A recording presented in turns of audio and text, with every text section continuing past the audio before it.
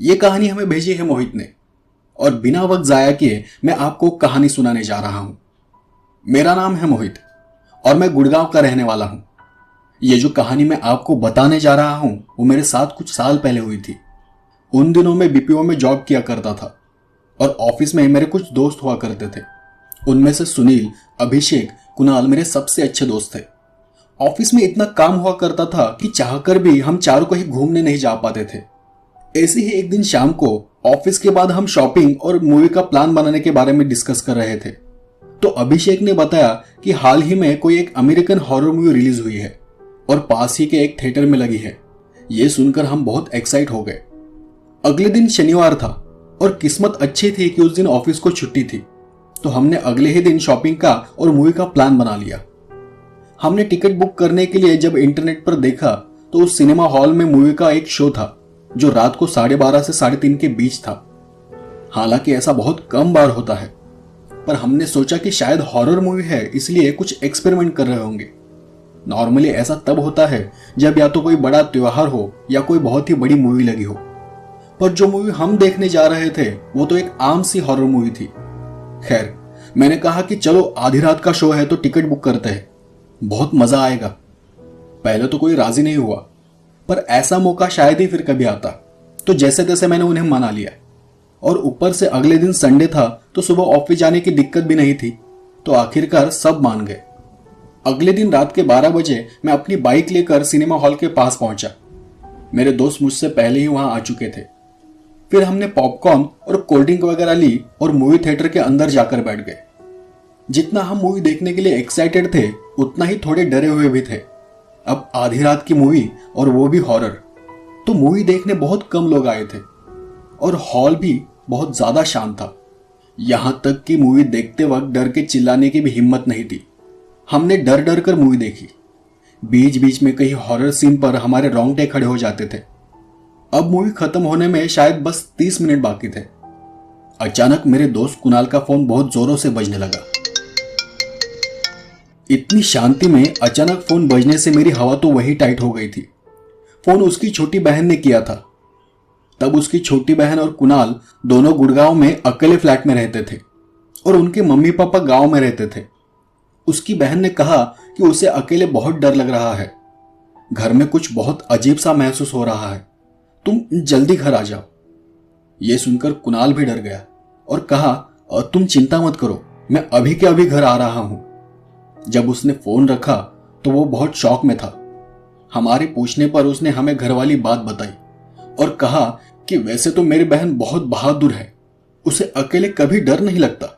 वो तो जब गांव में रहती थी तब भी आधी आधी रात को खेतों में जाकर जंगली जानवरों को भगाती थी, और अगर अभी उसे डर लग रहा है तो जरूर कोई बात होगी। ये सुनकर हमने भी सोचा कि अब अगर कुणाल ही नहीं होगा तो मूवी देखने का क्या फायदा, और हमने कहा कि हम भी अपने अपने घर चले जाते हैं। पर उसने मना कर दिया और कहा कि मूवी वैसे भी आधे घंटे में खत्म होने वाली है, तो एंड देखकर ही घर चले जाना। और फिर उसने अपनी जैकेट उठाई और घर चला गया। आधे घंटे बाद मूवी खत्म हो गई। मूवी देख हम तीनों भी बहुत डर गए थे। हम जब अपना सामान उठा रहे थे तो मैंने नोटिस किया कि जिस सीट पर कुणाल बैठा था उसकी अगली ही सीट पर उसका फोन रह गया था। मैंने दोस्तों से कहा, अरे कुणाल तो जल्दी जल्दी में अपना फोन यही भूल गया है और वो घर पहुंच जाएगा तो फिर परेशान होगा। तो हमने सोचा कि उसके घर पर फोन करके बता देते हैं। मैंने अपने फोन से उसके घर पर फोन मिलाया तो उसकी बहन ने फोन उठाया। मैंने पूछा कि कुणाल को जरा फोन देना, उसका फोन यहां रह गया है। तो कुणाल की बहन ने कहा, ये क्या कह रहे हो, कुणाल तो आपके साथ है ना? मैंने कहा, नहीं, वो तो आधे घंटे पहले ही निकल गया था, तुमने ही तो फोन किया था ना जल्दी घर आने को। उसकी बहन मेरी बात सुनकर चौंक गई। मेरे फोन आने पर मैंने तो कोई फोन नहीं किया। क्या? उसकी ये बात सुनते ही मेरी सांस वहीं अटक गई। मेरे दोस्त भी पूछने लगे कि क्या हुआ, तो फिर मैंने कुणाल की बहन परेशान न हो इसलिए झूठ कहा। अच्छा, सॉरी, शायद मैं भूल गया, वो बाहर मॉल में गया होगा, हमें आने में थोड़ा टाइम लगेगा। और ये कहकर मैंने फोन काट दिया। मैंने अभिषेक और सुनील को बताया तो वो भी मेरी बात सुनकर घबरा गए। एक तो वैसे ही हमने अभी अभी एक हॉरर मूवी देखी है और अब ऊपर से ये। सुनील को लगा कि शायद वो दोनों भाई बहन हमारे साथ मजाक कर रहे हैं। पर जब मैंने उसकी बहन से बात की थी तो उसकी आवाज से ये साफ साफ लग रहा था कि वो अभी अभी नींद से जागी है। अभिषेक ने कहा, अच्छा एक काम करो, फोन चालू करके तो देखो उसकी बहन ने कॉल किया था भी या नहीं। पर जब मैंने फोन देखा तो फोन में पासवर्ड लगा हुआ था। अब उसके घर जाना हो तो यहां से उसके घर तक का सफर सिर्फ 10 से 15 मिनट का था। हम जल्दी जल्दी सिनेमा हॉल से निकलकर मॉल में उसे ढूंढने लगे और खूब देखा, वॉशरूम में भी देखा, पर वो कहीं नहीं मिला। बाहर जाकर वॉचमैन से पूछा तो उसने कहा, साहब एक लड़का अभी कुछ आधे घंटे पहले यहां से निकला जरूर था, पर वो कौन था पता नहीं। ये सुनकर हम और भी डर गए। मतलब कुणाल यहां से गया जरूर है, पर वो अभी तक घर पहुंचा नहीं है। फिर हम तीनों ने अपनी अपनी बाइक निकाली और उसके घर की ओर निकल पड़े। उस रास्ते में हर मुमकिन जगह पर उसे खोजते हुए हम जा रहे थे कि शायद वो कहीं रुक गया हो। रास्ते भर में लाइट तो थी, पर फिर भी रास्ते इतने डरावने लग रहे थे कि मैं आपको बता नहीं सकता कि हमारी क्या हालत हुई थी। बहुत ही ज्यादा सन्नाटा था। खूब ढूंढने के बाद भी वो कहीं नहीं मिला। हमने उसके घर जाने से पहले फिर से एक बार फोन करने के बारे में सोचा, शायद अब वो घर पहुंच गया हो। फोन किया तो इस बार भी उसकी बहन ने ही फोन उठाया। मैंने पूछा, अरे कुणाल आ गया है क्या? तो उसकी बहन ने कहा, नहीं। तो मैंने डरते हुए कहा, हाँ अच्छा ठीक है, वो कुछ देर पहले ही यहां से निकला है, 10-15 मिनट में आ जाएगा। और हाँ, उसके फोन में चार्जिंग भी नहीं है, तो तुम चिंता मत करना। हाँ। और ये कहकर मैंने फिर से फोन रख दिया। अब हम तीनों यही प्रार्थना कर रहे थे कि कुणाल बस सही सलामत अपने घर पहुंच जाए। पर अब डर इस बात का था कि आखिरकार वो फोन किया किसने था। ये बात सोचकर ही हमारे रोंगटे खड़े हो रहे थे। अब 15-20 मिनट भी बीत चुके थे और उसको मॉल से गए हुए भी 1 घंटे से ज्यादा वक्त हो चुका था, पर अब भी उसका कहीं नामो निशान नजर नहीं आ रहा था। सुनील ने कहा कि इससे पहले कि देर हो हमें उसकी बहन को जाकर सब कुछ बता देना चाहिए। हम भी राजी हो गए, पर समझ नहीं आ रहा था कि घर जाकर उसकी बहन को कहते क्या, कि तुमने उसे फोन किया था और वो 1 घंटे पहले ही घर के लिए निकल गया था। खैर, उसे सच्चाई बतानी तो थी। हमें शक हो रहा था कि उसके साथ जरूर कुछ हुआ होगा, वरना अब तक उसने अपने फोन पर हमें कॉल किया होता। फिर हम तीनों उसके घर पहुंचे और उसकी बहन को कुणाल की मूवी के बीच में जाने के बारे में सब बता दिया। पहले तो उसको लगा कि हम उसे डराने के लिए कोई प्रैंक कर रहे हैं, पर कुछ ही देर में हमारे चेहरे देख उसे समझ आ गया कि हम लोग मजाक नहीं कर रहे थे। और फिर वो बहुत ही घबरा गई। उसने कहा कि हमें पुलिस में जाकर रिपोर्ट लिखवानी चाहिए, पर पुलिस वाले बिना पुख्ता सबूत के 24 घंटे से पहले गुम हुए लोगों पर कोई एक्शन नहीं लेते। अब क्या करे, इस बात को सोचते सोचते सुबह के करीब 5 बज गए थे। उसकी बहन का तो रो रो कर बहुत बुरा हाल हो चुका था। उसकी बहन अपने पापा को फोन करने ही वाली थी कि तभी फ्लैट का पीछे का दरवाजा खुला और फिर जो हम सब ने देखा वो देख हमारे होश उड़ गए। उस दरवाजे में कुणाल खड़ा था। कुणाल को देख पहले तो उसकी बहन कुणाल ऐसा कहकर जोर से चिल्लाई और वो दौड़कर उसकी तरफ जाने ही वाली थी कि मैंने उसका हाथ पकड़कर उसे पीछे खींच लिया, क्योंकि कुणाल का चेहरा पूरा सफेद हो रखा था। उसके सर से खून बह रहा था। ये देखकर कुछ देर तक सब चुप हो गए। मेरा तो दिल धड़कना ही बंद हो गया था। वो धीरे धीरे घर के अंदर आने लगा। उसके सर से खून नीचे जमीन पर टपक रहा था। हम सब उसका वो भयानक चेहरा देखकर वहीं जम गए थे। उस दरवाजे के पास की साइड में एक कांच का छोटा सा टेबल रखा हुआ था। वो आगे बढ़ते बढ़ते लंगड़ा कर एकदम से धड़ाम से टेबल पर गिर गया। उसके नीचे गिरते ही हमारे होश वापस आए और फिर हमने डरते हुए ही उसको किसी तरह उठाकर सोफे पर रख दिया। उसका शरीर बर्फ की तरह ठंडा हो चुका था। उसकी बहन रोए चली जा रही थी। तब अभिषेक ने कहा कि जल्दी से एम्बुलेंस को फोन करो, पर यह सुनते ही कुणाल बहुत घबरा गया और अपना सर हिलाकर मना करने लगा। उसकी बहन ने जल्दी से फर्स्ट एड की किट लाई और कुणाल के सर के जख्मों को साफ कर उस पर मरहम पट्टी लगा दी। फिर मैंने उसे पानी का गिलास दिया। फिर हमने भी एम्बुलेंस नहीं बुलाई, क्योंकि उसकी शक्ल से साफ साफ नजर आ रहा था कि यह कोई आम केस नहीं है। सुनील ने एक कपड़ा लिया और घर में जो भी खून की बूंदें थी उन्हें साफ करने लगा। कुछ देर बाद कुणाल ठीक से होश में आया। अब उसकी हालत कुछ बोलने लायक हुई थी और उसके बाद उसने हमें जो बताया वो सुनकर हमारे भी चेहरे सफेद पड़ गए। उसने बताया कि वो मॉल के पार्किंग से बाइक निकालकर जल्दी जल्दी घर आने के लिए मॉल से निकल गया था, पर कुछ देर बाद बाइक चलाते हुए अचानक ही उसका सर बहुत भारी लगने लगा। ऐसा लग रहा था कि जैसे सिर के ऊपर मानो कोई इंसान बैठा हो, इसलिए वो रास्ते पर ठीक से ज्यादा ध्यान नहीं दे पा रहा था और बस उसी हालत में वो अपने घर की ओर बाइक चलाए जा रहा था। बहुत देर तक बाइक चलाने के बाद भी वो अपने घर के नजदीक नहीं पहुंच पा रहा था। वो जितना भी आगे जाता घूम फिर कर फिर से एक ही जगह पर आ जाता। उसने कहा कि मुझे कुछ भी ठीक से दिखाई नहीं दे रहा था, पर यह पता था कि मैं अपने घर के रास्ते पर ही था, पर हमें यह समझ नहीं आ रहा था कि ऐसा कैसे हो सकता है। तो हमने उससे कहा कि हम लोग भी तुम्हें आधे घंटे के बाद उन्हीं सड़कों पर ढूंढ रहे थे, पर हमें तो तुम कहीं नहीं दिखाई दिए। तो फिर उसने बताया, मुझे पता नहीं मुझे उस वक्त क्या हुआ था।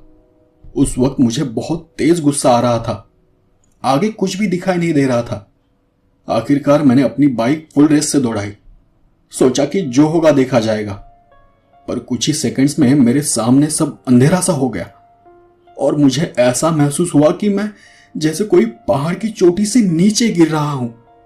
जैसे ही मैं जोरों से जमीन पर गिरा, उसी वक्त मुझे जोर का झटका सा लगा और मैंने आंखें खोली तो देखा कि एक तरफ तो मैं नीचे गिरा हुआ था और दूसरी तरफ मैं अपनी बाइक भी चला रहा था। मैंने किसी तरह फिर जल्दी से गाड़ी घुमाने की कोशिश की, पर स्पीड इतनी तेज थी कि मैं और मेरी बाइक स्लीप होते हुए मंडी बाजार के पीछे छोटी खाई में गिर गए और मेरा सर वहीं किसी चीज से टकराया और मैं बेहोश हो गया। कुछ देर बाद मेरी आंख खुली तो खुली की खुली रह गई। वहां मेरे सामने इतने बड़े बड़े पेड़ों के बीच एक आदमी खड़ा था, पर ध्यान से देखने पर समझ आया कि वो कोई इंसान नहीं था। उसका सर किसी जानवर जैसा था और शरीर इंसान का, और उसका आकार भी धीरे धीरे बढ़ते ही चला जा रहा था। कुछ ही सेकंड्स में वो देखते ही देखते एक पेड़ से भी बड़ा हो गया। मुझे समझ में आ गया, ये तो छलावा है। तभी मुझे मेरे बचपन के किस्से याद आए। एक बार जब मेरी नानी ने मुझे बताया था कि छलावा में कोई भी चीज इंसानों को कभी खुद नहीं मार सकती, वो तुम्हें अपने भ्रम के जाल में फंसा देते हैं। अगर तुमने कभी भी छलावा देखा तो मतलब किसी बुरी शक्तिशाली आत्मा ने तुम्हें अपने माया जाल में फंसा दिया है, और अगर छलावा कोई बड़े पेड़ से भी बड़ा हो जाए तो मतलब आप किसी बहुत बड़ी शक्तिशाली आत्मा के माया जाल में फंस गए हो। और इससे बचने का एक ही तरीका होता है, तुम्हें किसी तरह उस छलावे के आर पार जाना होता है। मेरा सर खून से लताम था, पर मुझे पता था कि अगर मैं अभी नहीं उठा तो मैं कभी नहीं उठ पाऊंगा। मैं हिम्मत कर उठा और उसके पास जितना जल्दी हो सके उतना जल्दी जाने लगा। वो बादलों के जितना बड़ा हो चुका था। मुझे मेरे कानों में एक बेहद ही खौफनाक लड़की की चीख सुनाई दे रही थी। मैं भागता चीखता उस छलावा के अंदर घुस गया, और जैसे ही मैं उसके अंदर गया वैसे ही मुझे महसूस हुआ कि मैं फिर से एक ऊंची जगह से नीचे गिर रहा हूं, और गिरते गिरते ही मेरी आंख उस खाई में ही खुल गई। पर अब मुझे सब कुछ साफ साफ दिखाई दे रहा था। मेरी बाइक को बहुत ज्यादा चोट नहीं पहुंची थी, इसलिए मैंने जल्दी से बाइक उठाई और पीछे देखने की कोशिश की, पर तब मुझे न कोई जानवर दिखाई दिया और न ही कोई सड़क पर खून। कुणाल की यह बात सुनकर मुझे यकीन नहीं हो रहा था, पर सब कुछ मेरी आंखों के सामने था। तभी मुझे याद आया कि उसका फोन मेरे पास है। मैंने उसे फोन दिया और पासवर्ड खोलने को कहा। उसने फोन खोला तो देखा कि उसके फोन में 3 बजे कोई भी कॉल नहीं आया था। यह देखकर हम सब बहुत चौंक गए। हमने इस बारे में आज तक किसी को कुछ नहीं बताया है। कुणाल कुछ दिनों में ही ठीक हो गया था, पर आज भी वो अकेले रात को बाइक नहीं चला पाता। उसकी अब शादी हो चुकी है। आज भी हम साथ बैठकर जब उस बारे में बात करते हैं तो दिल कांप उठता है।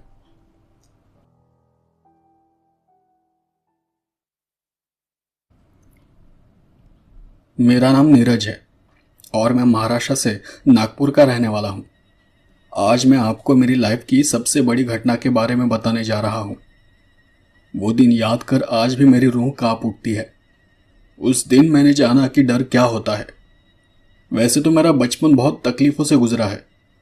गरीब परिवार का होने की वजह से मैं ठीक से पढ़ाई नहीं कर सका। ऊपर से परिवार का बोझ था, तो पढ़ाई को बीच में ही छोड़ना पड़ा। तो इसलिए उस वक्त जो जॉब मिलती थी वो मैं कर लेता था। छोटे मोटे काम करते करते मैं बड़ा हो गया और फिर मैंने किसी अच्छी जगह जॉब ढूंढना शुरू किया, जहां काम अच्छा हो, सैलरी अच्छी हो।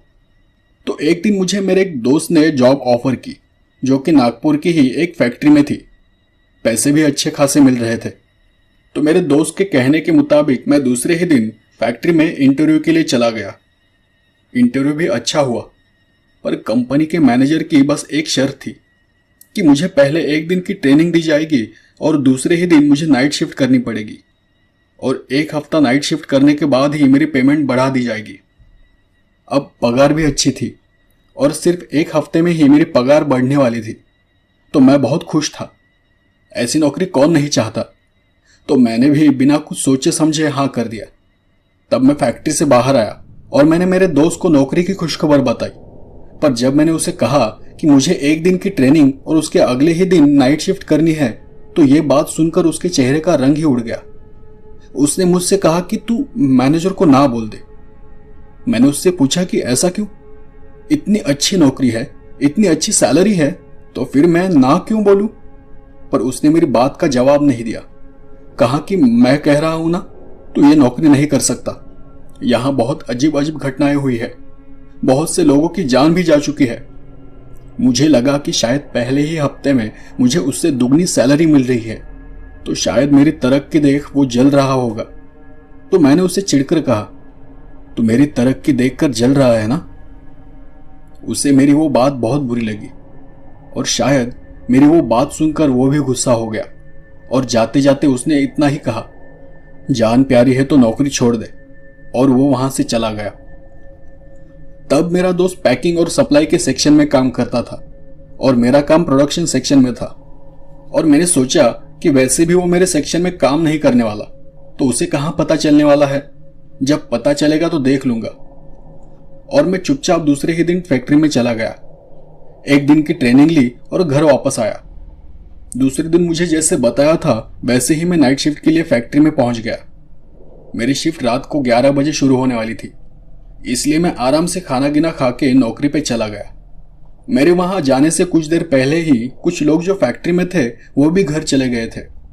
वॉचमैन था, पर वो भी मेन फैक्ट्री से काफी दूरी पर था। मैंने अंदर जाते हुए उससे पूछा कि फैक्ट्री में अब कौन कौन है? तो उसने कहा कि कोई नहीं है, फैक्ट्री तो बंद है। तो मैंने फिर कहा, फैक्ट्री बंद है तो मुझे फैक्ट्री में क्या काम करना है? उसने इधर उधर देखते हुए कहा, नाइट शिफ्ट में यही काम है। इस फैक्ट्री में बस तुम्हें रात गुजारनी है। मैं उसकी बात को समझ नहीं पाया। मैंने फिर उससे पूछा, मतलब? पर उसने मेरी बात का सही जवाब नहीं दिया और कहा कि बड़े साहब ने बताने से मना किया है, वरना मेरी नौकरी चली जाएगी।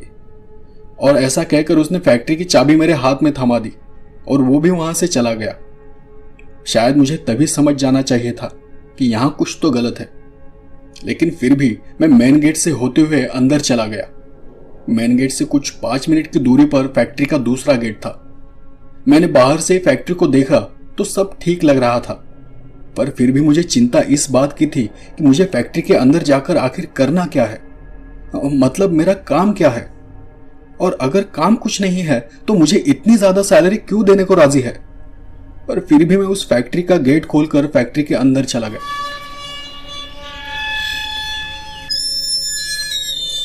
और गेट को अंदर से बंद कर लिया। फैक्ट्री का जो मेन पावर सप्लाई का स्विच था उसे चालू कर दिया और फिर बस बैठा रहा। मैं बस ये सोच रहा था कि आखिर मुझे यहां करना क्या है। मुझे तो ठीक से मशीन को चलाना भी नहीं सिखाया और ना ही कोई यहां मेरे साथ काम करने के लिए है। मुझे अकेले क्या करना है कुछ समझ नहीं आ रहा था। कुछ देर बाद मुझे लगा कि कोई मेरे पीछे खड़ा है, मतलब मुझे मेरे कानों के पास किसी की सांसों की आवाज जैसा कुछ महसूस हुआ। मैंने पीछे मुड़कर देखा पर पीछे कोई नहीं था। मैंने सोचा शायद फैक्ट्री में चूहे वगैरह होंगे और मैंने फैक्ट्री में लगी बड़ी सी घड़ी की ओर देखा तो घड़ी में 11:40 हो चुके थे। फिर मैं बस सोच ही रहा था कि क्या करूं कि तभी मुझे सामने ऑयलिंग का सामान दिखाई दिया। मैंने सोचा कि काम तो कुछ करना नहीं है तो जितनी हो सके उतनी मशीनें साफ कर देता हूं और उन्हें ऑयलिंग भी कर देता हूं। लेकिन फिर सोचा कि इससे पहले मैं जहां काम करने वाला हूं उस प्रोडक्शन डिपार्टमेंट को ठीक से जरा देख लूं। और फिर मैंने अपनी सेफ्टी यूनिफॉर्म पहनी और प्रोडक्शन डिपार्टमेंट में यहां वहां घूमने लगा। बड़ी बड़ी मशीनें थी, लोहे के अलग अलग आकार बनाने वाली मशीन्स। पर जब मैं उन बड़ी बड़ी मशीनों को देखते हुए आगे बढ़ रहा था तो मुझे लगा कि मेरे पीछे पीछे कोई चल रहा है। मेरे साथ साथ ही कदम दर कदम वो मेरे पीछे आ रहा है। मैंने फिर दाएं बाएं देखा, पीछे देखा, पर कहीं कुछ नहीं था। मैं कुछ देर वहीं रुका रहा। असल में मैं ये सोच रहा था, जब से मैं यहां आया हूं सब अजीब तो हो रहा है। बिना एक्सपीरियंस के अच्छी जॉब, बड़ी सैलरी और ऊपर से कोई काम भी नहीं।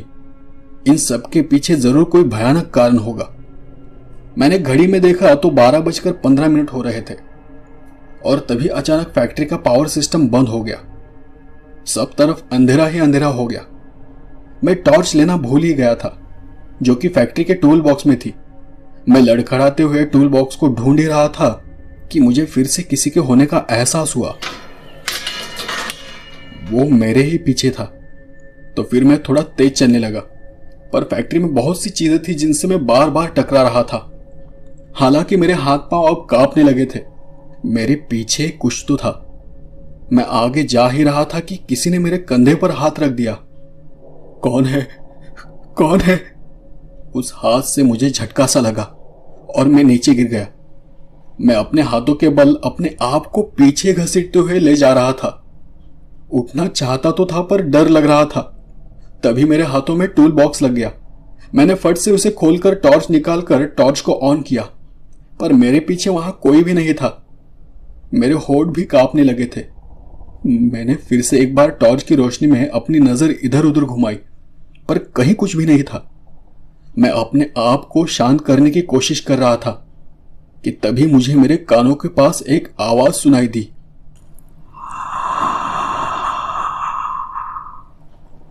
और मैं झट से खड़ा हो गया। तभी अचानक पीछे एक मशीन का पहिया घूमने लगा। एक पल के लिए मेरी हालत पतली हो गई, मेरी धड़कन तेज हो गई और मैं चिल्लाया, कौन है, कौन है वहां? देखो, मजाक मत करो।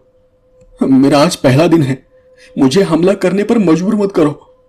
लेकिन कहीं से कोई जवाब नहीं आया। सबसे अजीब बात यह थी कि फैक्ट्री की बिजली चली गई थी, तो फिर मशीन अपने आप कैसे चालू हो गया? अब मेरा शक यकीन में बदल रहा था। यहां सच में कुछ तो गड़बड़ है और इसीलिए यह सब हो रहा है। ये नौकरी, ये बड़ी सैलरी, ये सब एक जाल है। मैं फुर्ती से फैक्ट्री का गेट खोलने की कोशिश करने लगा, लेकिन पता नहीं क्यों गेट खुल ही नहीं रहा था। धीरे धीरे मुझे एहसास होने लगा कि मेरे आसपास गर्म हवाएं चलने लगी है। सच कहूं तो उस वक्त मुझे रोना आ रहा था कि काश मैं मेरे दोस्त की बात सुन लेता। शायद वो मुझे यही बताना चाहता था कि इस फैक्ट्री में कोई भूत प्रेत वगैरह है। बहुत कोशिश करने पर भी फैक्ट्री का गेट नहीं खुला, तो मैं हिम्मत करके फायर एग्जिट को ढूंढने लगा और फायर एग्जिट का गेट दिखते ही मैं उस दरवाजे की ओर भागा। मैं बस किसी तरह उस फैक्ट्री से बाहर निकलना चाहता था। फायर एग्जिट भी खुल नहीं रहा था। शायद मैनेजर ने जानबूझकर फायर एग्जिट को भी बाहर से बंद कर दिया था। अचानक मेरी नजर पास के फायर एग्जिट के बॉक्स में पड़े एक कुल्हाड़ी पर गई। मैं उसे उठाकर दरवाजे को तोड़ने की कोशिश करने लगा, पर जब मैं ऐसा कर रहा था तो एक बहुत अजीब घटना हुई। मुझे महसूस हुआ कि मेरा शरीर पीछे की ओर खींचने लगा है, जैसे कोई अदृश्य रूह, अदृश्य ताकत मुझे अंधेरे में घसीटना चाहती हो। धीरे धीरे मुझे यह एहसास हो रहा था कि मौत अब करीब है। डर के मारे मैं जोर जोर से चिल्ला रहा था। वॉचमैन को आवाज दिया जा रहा था, पर मुझे बचाने के लिए वहां कोई भी नहीं था। वॉचमैन भी अब तक घर पहुंच गया होगा। मुझे बार बार मेरे घर वालों का ध्यान आ रहा था। डर भगाने के लिए मैंने जोर जोर से बड़बड़ाना शुरू किया। मेरा ऐसा करने पर वहां का माहौल और खराब हो गया।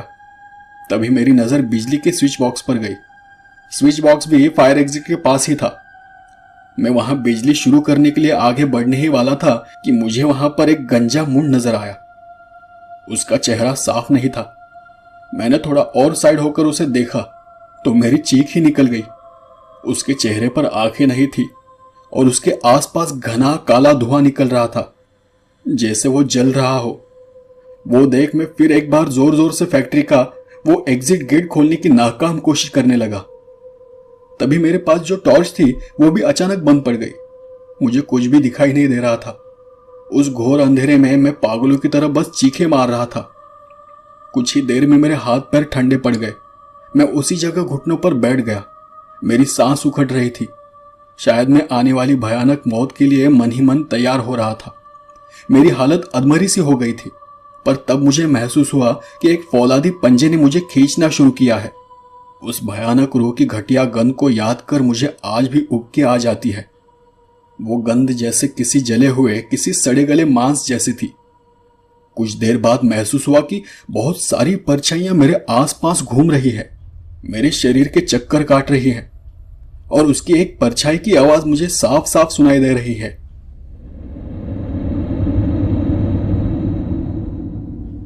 धीरे धीरे वो आवाज तेज होने लगी। मैं अधमरी हालत में होने की वजह से मेरी नजर भी धुंधली हो गई थी।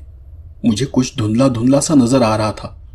मेरे सामने वही बिना आंखों वाली गुस्सेल मुंड परछाई थी और उसके आसपास बहुत सारी काली डरावनी परछाइयां भी थी। अचानक उसने अपना गर्म खोलता हुआ पंजा मेरी तरफ बढ़ाया और मुझे जोर से फैक्ट्री के अंदर खींचना शुरू किया। उस वजह से मेरी पीठ पर बहुत से लोहे के काटने के घाव पड़ गए। मेरे बदन से खून बहने लगा और उस वजह से कुछ ही देर में मैं बेहोश हो गया। सुबह जब मुझे थोड़ा सा होश आया तो मैंने देखा कि मैं फैक्ट्री के बाहर पड़ा हुआ था। मेरे कपड़े फटे हुए थे, शरीर पर बहुत सारे घाव बने हुए थे, उनसे निकला हुआ खून सूख चुका था। धूप से मेरा बदन जल रहा था। मैं अपना हाथ पैर भी हिला नहीं पा रहा था। किसी तरह मैं अपने आप को घसीटते हुए एक पेड़ के नीचे छांव में ले गया और शायद फिर से मैं बेहोश हो गया। जब मुझे फिर से होश आया तो मैं फैक्ट्री के ही अस्पताल में था। सुबह के शिफ्ट वाले कारीगर आए तो वो मुझे अस्पताल ले गए। तो डॉक्टर ने मुझे बताया कि माइनर हार्ट अटैक हुआ है। उस वक्त मेरा वो दोस्त भी मेरे पास खड़ा था।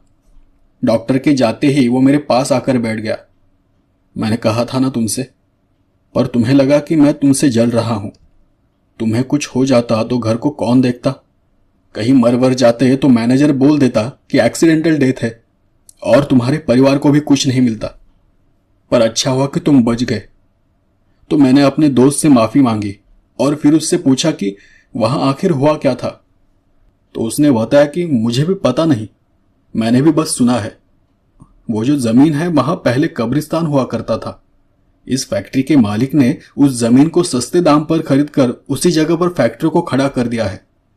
अब मालिक ने उनकी जमीन पर कब्जा जो कर लिया है तो दिन भर तो कुछ महसूस नहीं होता, पर रात होने पर भूत प्रेत गुस्सेल आत्माएं अपना गुस्सा जाहिर करती है।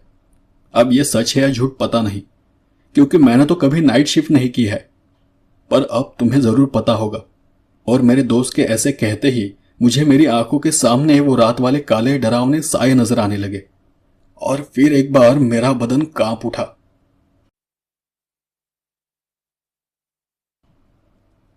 आज का ये वीडियो देखने के लिए आप सभी का बहुत बहुत शुक्रिया। आपको कौन सी कहानी अच्छी लगी हमें कमेंट कर जरूर बताएं। और हाँ, अगर आप अपनी कोई डरावनी कहानियां या कोई डरावने अनुभव हमारे साथ शेयर करना चाहते हैं तो बेझिझक आप हमें मेल कर सकते हैं।